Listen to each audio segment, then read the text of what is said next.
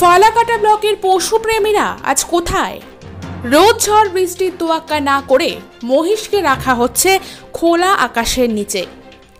ফালাকাটা ব্লকের জটেশ্বরে গোয়াবনগর গ্রাম পঞ্চায়েতের অধীন মালসাগাঁও এলাকায় কলি নদীর ধারে বাঁশবাগানের নিচে প্রচুর বহিরাগত মহিষ প্রতিনিয়ত রাখা হয় বলে অভিযোগ পেয়েছে নিউজলাইন নেটওয়ার্কের সাংবাদিকরা।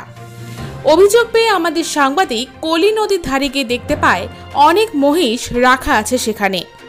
মহিষগুলো যেখানে রাখা হয়েছে সেখানে কোনো পর্যাপ্ত পরিমাণে খাবার নেই।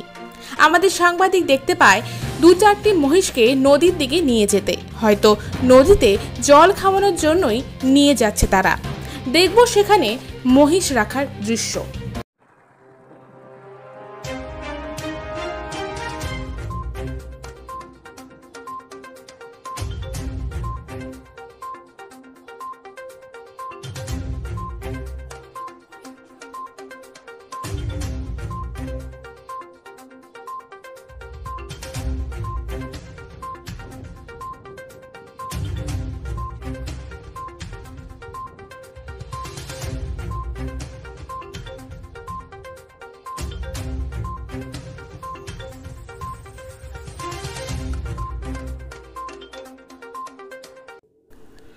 আমরা দেখতে পেলাম মহিষগুলোকে ঠিক কিভাবে রাখা হয়েছে।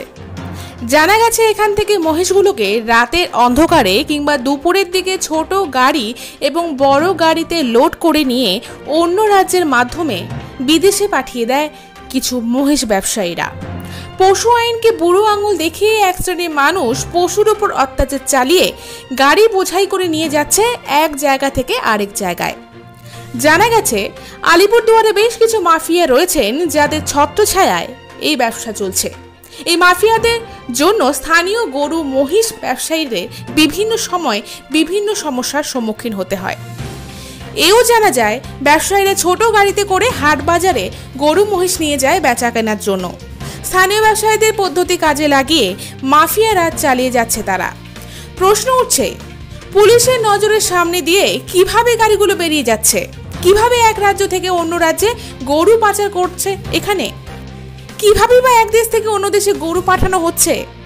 কেন্দ্র ও রাজ্যের প্রশাসন কি কিছুই দেখতে পান না, নাকি দেখতে চান না তারা? খোলা আকাশের নিচে রোদ বৃষ্টির মাঝে এইভাবেই পশুদের রাখা যায় কি?